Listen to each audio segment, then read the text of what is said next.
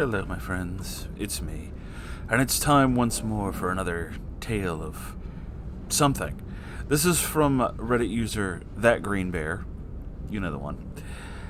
This is that one Mouthbreather customer that haunts me. It's a very specific title. Let's just see what happens here, huh?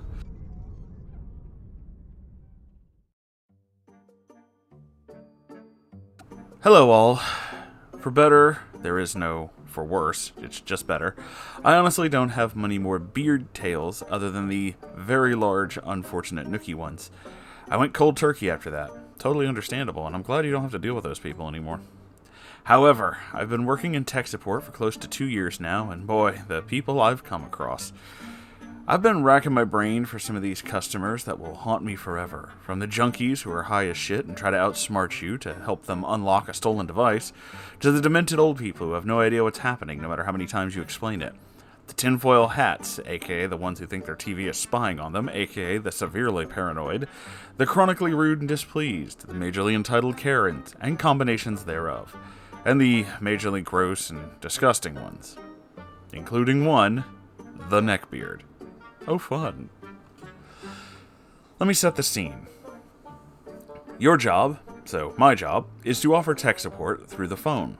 I never meet the customers, which I think is great because I had switched careers under COVID from bartending/waitressing, where one guy legit tried to grab me while screaming, "Tell me why the fuck I've been banned from this shithole!" What a classy gentleman. Geez, sir, what a mystery and conundrum you have presented to me. I can only hazard a guess. Lucky for me, he couldn't quite reach over the bar, and I managed to lean back enough to avoid being grabbed. That and his girlfriend started pulling him back, telling him to cut it out. "Just drop it, we gotta go!" And tried to make him leave, and I told him, "Well, I'm new here, so I wouldn't know, but I'll ask." In reality, I was calling security. While he was too dumb to get it, his girlfriend was not. She spat at me, also missed. Oh, real fucking classy. While being dragged out by his girlfriend, also right before the first COVID lockdown hit. A lady came in for a beer and food, berating me for wearing a mask and gloves at work and saying this whole thing is a hoax, while coughing and sweating, saying she doesn't have it, it's a government scam, I know I have COVID, fucking tinfoil hat conspiracy theorist, she says while pretending the literal pandemic doesn't exist. How interesting. These kind of scenes could not happen while you work through a call center, and pretty soon they sent me to work from home. All day, every day, I sit in the comfort of my own home and just zone out and smile as customers talk nonsense or scream vitriol because they can't have what they want. I pet my cat or dogs and think how nice it is to earn like 800 euros more a month to not have to physically deal with people or worry about getting infected. We get hundreds of calls a day. I, on average, handle about 15 calls a day. We aren't a how-to support, we fix problems. If we realize a customer is calling about a how-to question, we give them the manual and send them on their way. We also only support a specific set of devices/services. We get a lot of people hoping we'd help them set up their washing machine or rice cooker, but we only support specific brand smartphones, pads, tablets, and laptops. Once, while I was still working at the office, one of our regulars called me and everyone into the office to stop what they were doing and grinned when asked aloud of him, "Sir, to confirm, did you call our tech support to ask how to contact the other tech support company?" Basically, the dude called Samsung to ask how to reach Google. Wow. It's the job, but the idiots keep my bills paid, and I ain't complaining. So I've taken literally thousands of calls, but this one haunts me. The neckbeard that called. This was sometime in the summer of 2020. It's all happening on the phone. I'm chatting with coworkers, sharing dank memes just to pass the time between calls, when the bane of my existence, the pling of an incoming call, alerts me. I look at our customer database, populating info on the caller. Nothing out of the ordinary at first glance. They've marked their reason to call as app not working as intended. I take a deep breath, smile that fake customer service smile, and channel into my voice, that customer service voice, and get to work. "This is tech support. Good day. May I please have the caller's first and last name?" Now this was exceptionally gross right from the start. As soon as the line opens, I can hear him. He's panting. I usually can't hear customers sighing or making other noises other than speaking, but this guy, as soon as the line opened, is panting loudly, and it was obvious that it's that kind of fat guy panting where even breathing is a chore. Oh boy. Like you hear the air squeeze between his fat cheeks fighting just to make it to his lungs. I had a literal mouth breather just wheezing at me on the other end. And while I would never see this man, I could hear his obesity. If you're not familiar with how severely obese people struggle to breathe, imagine Darth Vader breathing, except less mechanical and more slushy and wet, at times even raspy, due to largeness. Yeah, I'm aware. Neckbeard, NB for short, gives me their name. Okay, thank you, sir. How can I help you today? He's oddly petulant and demanding right from the start. I get a feeling he did not like that it was a woman serving him. Some dudes are like that. They think tech and girls don't mix. My app isn't working. I want my money back. I know my rights. I'm sorry to hear that, sir. What kind of issue are you having with it? It's supposed to show Instagram photos enlarged on my TV, but it's not doing it. You can't scam people out of their money like this. This made me instantly feel gross. I certainly hope my impression is doing the same thing. If it ever occurs to any of you that sometimes I do these neckbeard voices, not just to really push across the creepiness of neckbeards, but that I can make all of you incredibly uncomfortable, yes. I suppose I could have been too judgmental, but somehow I could imagine what kind of pictures from Instagram he wanted to see on a bigger screen. It sent chills down my spine. Didn't let it show, though, other than my customer service voice. Might have normalized from pleasing just to how I talk normally. Oh, I see. That's unfortunate. Have you tried resolving the issue in any way? We have a couple of troubleshooting steps if you'd like to. No, I tried. It doesn't work. Do your job. Give me my refund. I know my rights. He continues to state how much he knows his rights. Makes me wonder if he's one of those sovereign citizen guys. Rude, I thought to myself. I understand, sir. I'd be happy to process a refund for you. One moment.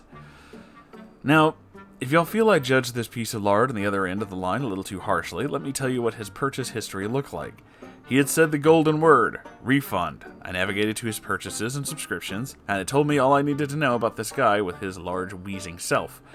He had subscribed to, and admittedly some of these were already canceled or went back on for some time, consistently the following types of apps. Tinder, big beautiful Christian dating, big beautiful Muslim dating, Christian dating, big beautiful cam girls, Muslim dating, traditional values dating, cam girls, Muslim girls gone wild, obedient subs. Oh boy. And the list went on. I couldn't tell from some of the app names what they were, but some of them were fairly obvious. Some seemed like scam apps he had fallen victim to, the horny fat bastard. This man's purchase history grossed me out with each line I read and each accompanying wheeze of his breath through his fat, very excited cheeks, shall we say.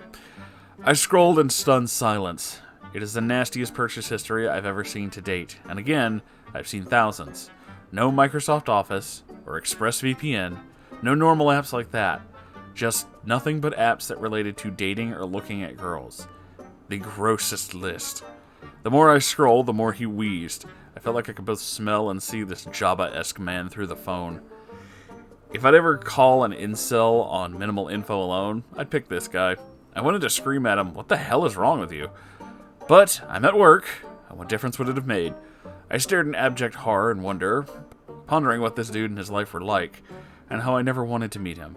An angry yell of the wheezy neckbeard kind. Hello? Did you find it? I snapped out of it. Just a moment, sir.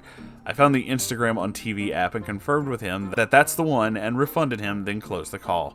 And now he lives rent-free in my head as a reminder of how easy it is to make a lasting impression.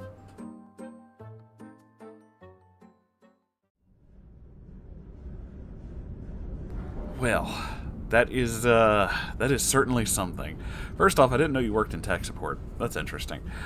Secondly, yes, there's a lot that we can kind of glean from that information. He strikes me as the kind of neckbeard who has an idea of what they want a woman to be like, but also neckbeards tend to get scammed by apps like that quite a lot. And I'm sure those of you who have worked in any kind of tech support or anything like that have had those moments where you can pretty much tell that that's what's going on here. Yeah, he sounds gross, he sounds creepy, but at the same time, I can't say too much about him because we don't actually know anything more about him other than he had an app, it wasn't working. And who knows, maybe it could have been something wholesome. I mean, I doubt it, given the context and all, but one must never judge, shall we? Now, who am I kidding? It's what the jokes are all for. But either way, the weird dating sites are the ones that always get me. Those are the ones that are just like, oh, is it? Interesting. There's a lot of those out there, I'm sure. Thankfully, I've never had to look into that kind of stuff. Also, since we're on the subject of apps and other things, I've noticed the two that were listed here by that Green Bear, Microsoft Office and ExpressVPN. LibreOffice is free for those of you who like to write on things and don't like to deal with, paying for stuff from Microsoft. It is totally free. It does have Microsoft's export settings, so you can export it to pretty much anything, and it'll read pretty much any kind of file. Also, when it comes to VPNs, ad read time... No, I'm kidding. There's no ad read. I'm not sponsored by anybody. I'm just a really big fan of Rise Up VPN. And if you want a VPN that's free and run by a bunch of anarchists, that's your boys right there. There is a mobile app for that too. I should know. I have it. It runs really great on Linux. Not so sure about other operating systems. I've heard there's weird things with it.